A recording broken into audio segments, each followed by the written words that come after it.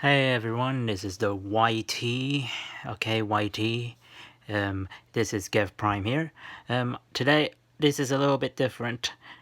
I'm gonna talk about Red Dead Online 2 with their Pursuit update with a little mini review. So I'm gonna do a full review on the trailer. So the mini review on Pursuit is absolutely beautiful. It it got me into like playing this again because it was so redounded before Pursuit came out, showing that you have to repeat missions, going into stupid Samsung and doing the money crap because you have to do a posse mission. But I'm not sure if that because you need a posse with Horley as well, and that one got me ticked off. So yeah, I'm gonna start with doing the trailer roll review, and the collector and bounty hunter will be on hold. So let's start with the trailer. First of all, the trailer is one of my favorites. It's got some similarities to MC Businesses on GTA 5, which has to do with supplies.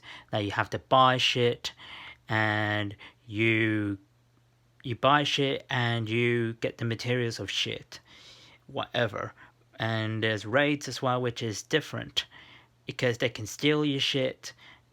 Similar to the cops, they can seize every single good you got,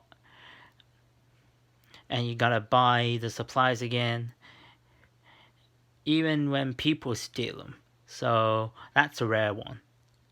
Even when they, even when people grief over it, when they fast travel and they close the app, that doesn't even automatically count as stealing.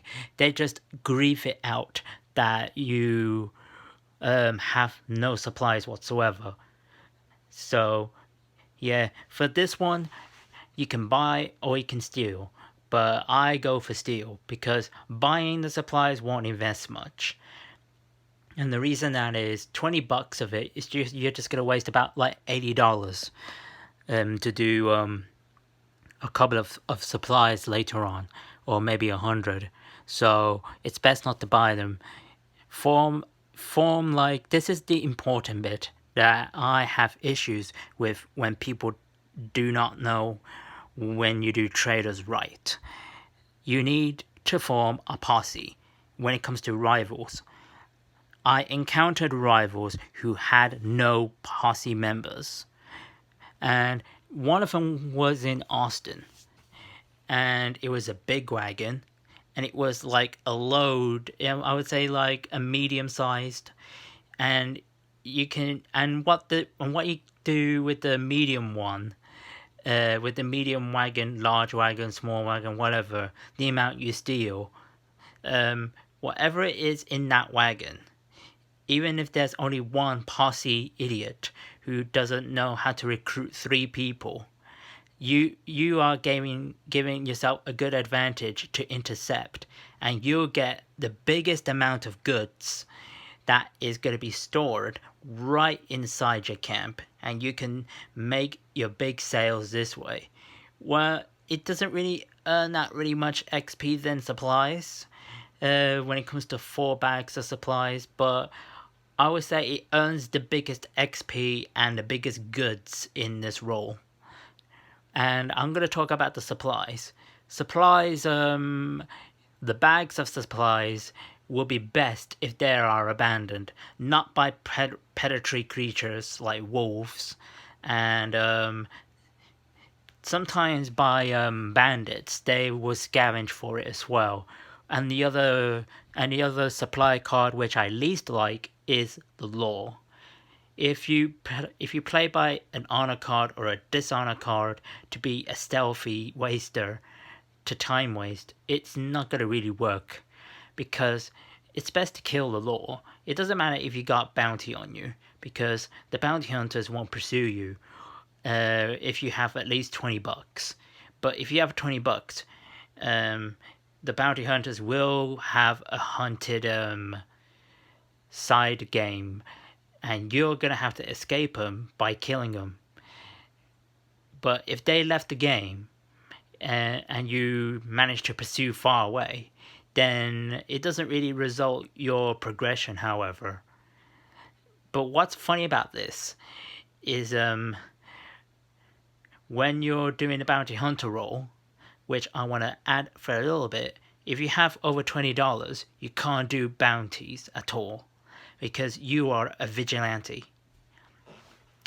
And now moving on for the supplies. My least favorite supplies is increasing your bounty against the law, because having that is not going to be worth investing, especially someone needs to horse thief the next bag of supplies, so they're going to have to deliver it the whole way this way before the law actually spots the person that is a horse thief. And by the way, it's probably one of my least favorite supply bag side missions, and one of my favorite ones is the broken ones that show empty bags, that show bags of supplies with 4 of them, and you get like 200 XP. I mean 500 XPs. I would say like 2,000, I believe. Yep, 2,000. I had 600 XP with the trader, I think, which took the whole advantage in the first week. But now I do not know what the amount of XP it is now, since the XP buff has gone from the first week of the Outlaw Pass has shown. So I am hoping the other traders will invest big money first before doing the second role, which is Bounty Hunter, because the Collector is the hardest. And I'll get these two postponed in the future. And the next side missions that I least like is probably the hunting, because people they don't play story mode. Story mode is important because you need to know where all these creatures are. And I don't care if you're going to argue with me with this one, because I will win. If you do not play story mode and you don't even know where the animals are in those current states inside this game, then you're probably incoherent to know where these habitants of creatures are, whatever names of creatures that are hunted, especially when the little marker shows you the clue where the creatures are. That's an NPC. The NPC will give you the clue on how close or how far the creatures are. Like if you're hunting a turtle, it should be somewhere in the swamps, and if it's a turkey, it should be a bit further.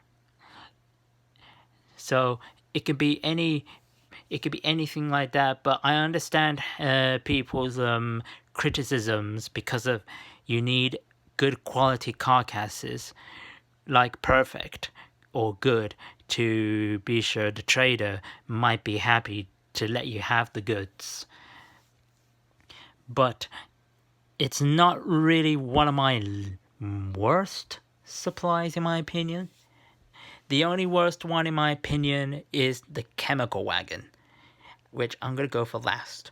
So I'm going to talk about the other wagon part, which holds the goods, because it is actually fun doing this one. It's probably one of my favorites.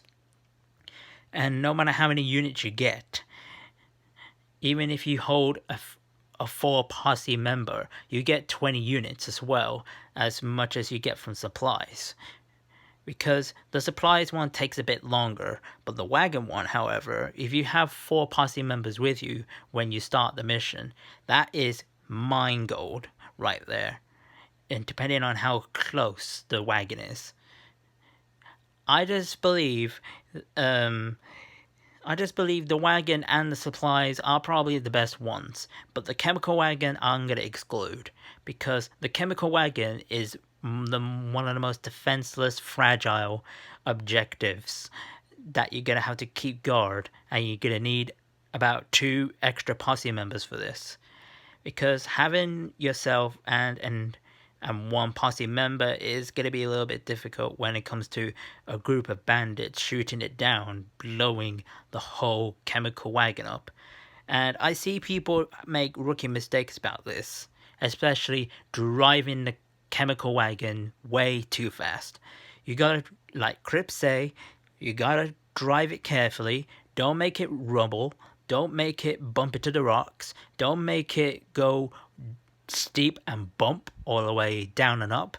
Drive it slowly, and do not let the wagon compromise its stature into its favor of blowing itself up. I told one of the randoms in Scarlet Meadows to get out of the wagon because it's gonna blow up. He didn't listen. The wagon was close to the camp, but it blew, and he got killed by the explosion. I told him not to do it because the enemy shot way too many times on that chemical wagon, and he didn't listen. So, and as for the perfect way to conclude this video is do the large provisions of sale if there is empty spaces of rivals that are, and I would say there are at least 2 or less posse members of groups. And also there is one extra key hint that I might want you to add if you are empty on material and you delivered all your supplies. Before you do your supplies, always pick up your hunting wagon full of at least pronghorn or any cougar predatory and deer carcasses in 5 perfect conditions to increase at least 50% of your material so you can actually keep your businesses keep going and on and on and on. If you reached about over 50% at least to keep your business going, then resupply straight away. And then if you got 5 perfect dead carcasses, then donate them to Cripps and hunt more carcasses in the future. So that will be it. Like, sub, hit the ding dong, and I'll see you next time.